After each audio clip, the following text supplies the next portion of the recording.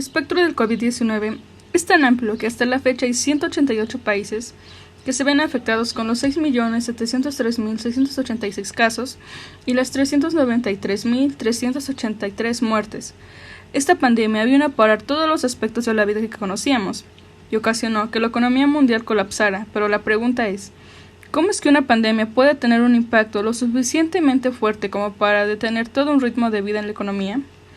Antes de la llegada del COVID-19 vivíamos en un mundo sumamente acelerado e interconectado, en donde no había día alguno en el que no se produjeran bienes y servicios, como consecuencia de la alta demanda que se presentaba para satisfacer las necesidades del mercado. Sin embargo, con la declaración del COVID-19 como pandemia, la economía y el mundo quedaron en pausa, afectando a todos los mercados gracias al modelo globalizado en el que nos encontrábamos. La dificultad para frenar la expansión de la epidemia ha obligado a los gobiernos a aplicar medidas extraordinarias, que implican el cierre de las fronteras por un periodo indeterminado, provocando un desplome de los mercados. Tomaremos como punto de referencia el consumo, debido a que es la base del sistema que nos rige, que está disminuyendo drásticamente como consecuencia inmediata por la cuarentena implementada en gran parte de la población como medida para controlar la emergencia sanitaria. Nos encontramos con un escenario en el que el nivel de actividad disminuye, impactando directamente en el sector de bienes y servicios ofrecidos. Al mismo tiempo, se ven afectadas las inversiones por la alta volatilidad de las expectativas en el mercado, significando altos riesgos traducidos en que la iniciativa privada disminuya su margen de acción. Con la disminución de inversiones, el Estado entra en acción, aumentando el gasto público, inyectando grandes cantidades de dinero para estimular la economía. Esto va a ser mediante la iniciativa privada apoyada en el contexto de hoy. Ejemplo de esto lo podemos encontrar en países como Francia, el cual anunció la suspensión del pago de alquiler y de las facturas de la luz, gas o agua, así como que el Estado se haría cargo de pagar los créditos bancarios de la gente que no pueda asumirlos por culpa de la epidemia. El Estado, al tratar de recaudar el capital, recurre a las exportaciones, que se observan en disminución debido al impedimento para que continúen las cadenas globales de valor, por el paro de actividades de algunas empresas. Aunado a esto, varios países han implementado principios nacionalistas y proteccionistas puestos en marcha con su cierre de fronteras. Por otro lado, las importaciones tienen el efecto contrario, es decir, aumentan debido a la necesidad de suministros esenciales, sobre todo de carácter médico para hacerle frente a la epidemia. No obstante, aquí hay un problema. Al momento de que los países exportadores de suministros médicos apliquen medidas restrictivas para aislar a los mercados internos, reduciendo la oferta mundial, lo que provocaría un aumento de los precios. Por ejemplo, si 7 países representan el 70% de las exportaciones mundiales de ventiladores para respiración artificial vitales en el tratamiento del nuevo coronavirus, si incluso uno solo de ellos prohibiera las exportaciones, los precios podrían aumentar hasta un 10% a corto plazo, y mucho más si otros países reaccionan de la misma manera. Al verse afectados los componentes del gasto agregado, directamente se vería en la disminución del PIB, reflejando un bajo crecimiento causado por la baja actividad económica. Esta situación es preocupante porque el crecimiento económico es una cadena cíclica donde la inversión, producción, consumo, empresas y hogares están interrelacionados. Si la demanda disminuye, entonces se tendría un impacto directo en el sector laboral, originando un alto nivel de desempleo. En el desempleo se deben de considerar algunos aspectos. En primer lugar, ya sean empleos formales o informales, hay una baja entrada de ingresos, y ante la falta de ventas normales, o hay negocios que ya no pueden sostenerse, o se ven en la necesidad de reclutar personal como una medida para darse sostenibilidad, al no poder pagar el salario de sus empleados. De esta última situación, aquellos trabajadores que de manera afortunada han podido mantener sus empleos y reciben, cuando no el salario normal, el salario mínimo, en los primeros dos casos se traduce un desempleo directo, pero en cualquiera de las tres situaciones lo que se produce es una disminución de la renta, es decir, menor poder adquisitivo. Como mencionadas hasta el momento, podemos observar la interacción de los tres mercados en la economía, de los cuales, a manera de ser breve, se puede decir que el mercado de productos, los precios aumentan, mientras que la cantidad de bienes y servicios disminuye. Esto se debe a una reconfiguración por la contracción de demanda y por el cambio de preferencias de consumo de las personas, pues en tiempos de incertidumbre el índice de gasto se ve más en la compra de productos básicos e inclusive de bienes para realizar actividades laborales desde casa. De esta manera, observamos cómo algunas empresas se encuentran en riesgo, como aerolíneas, agencias de viajes, servicios de hospedaje, hotelería, etc., y cómo algunas se han visto beneficiadas. Entre ellas, la industria farmacéutica, plataformas y recursos de Internet como Amazon, Zoom, Google, los servicios de streaming y de manera poco más general el comercio en línea. Estas son algunas de las empresas que han tomado mayor fuerza. Por el lado del mercado de trabajo, tenemos que tanto el sueldo como la cantidad de trabajo disminuyen. Esto debido a lo que se ha ido mencionando. Al caer la demanda ya no se requiere la misma fuerza productiva o simplemente los negocios ya no pueden subsistir, lo que termina en desempleo.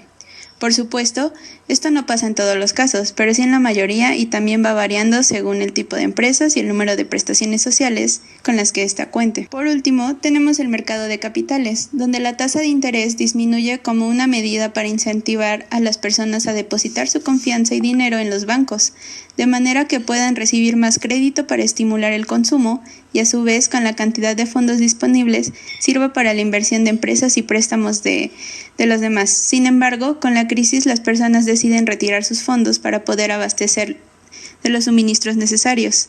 Así se ve una disminución del ahorro por falta de dinero, o en su caso, una disminución no tanto por la falta de ahorro, porque habrá personas que sí decidan ahorrar como una medida preventiva ante las circunstancias, sino porque éstas decidan no depositar su dinero en el banco por el riesgo que implica no poder recuperarlo, por la falta de pago de los prestatarios.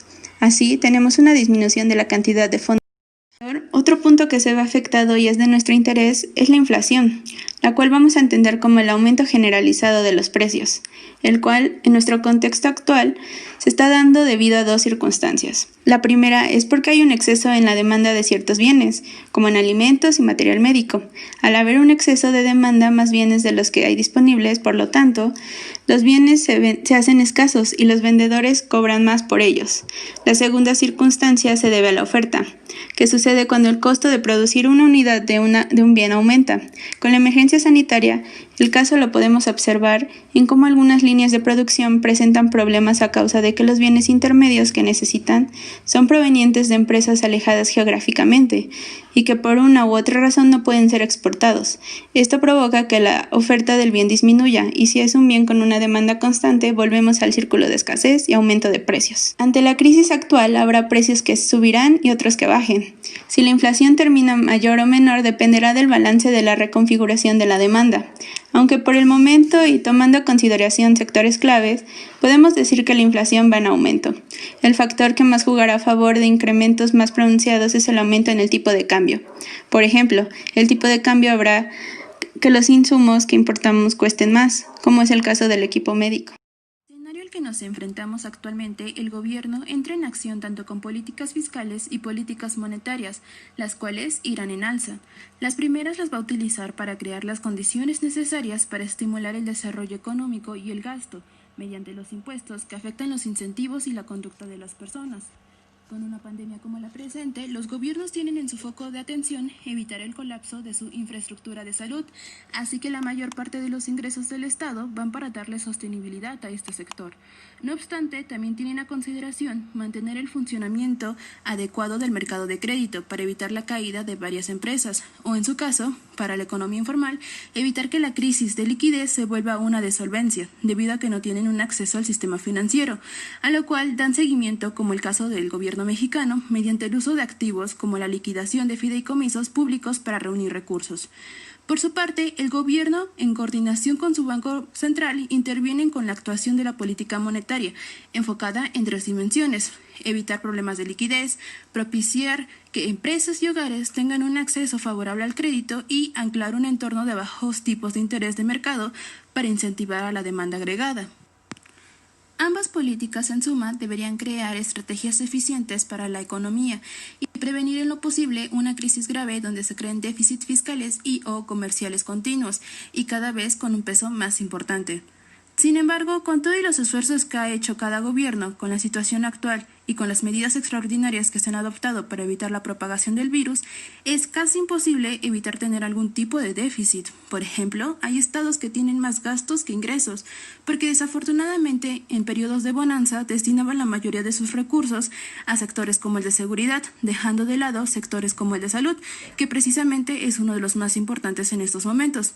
Así que su infraestructura médica se está desbordando y cada vez carecen más de material suficiente para solventar la pandemia, de manera que tienen que encontrar financiamiento mediante la deuda, lo que genera un déficit fiscal en la economía.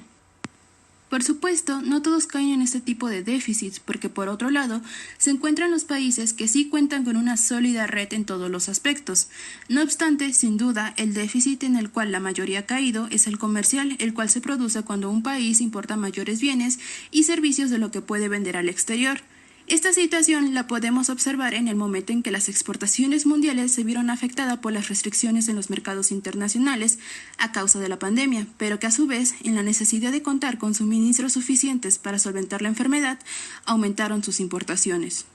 Con todo lo mencionado hasta el momento, definitivamente el COVID-19 es un acontecimiento que vino a cambiar la manera en cómo se venía entendiendo y manejando el mundo.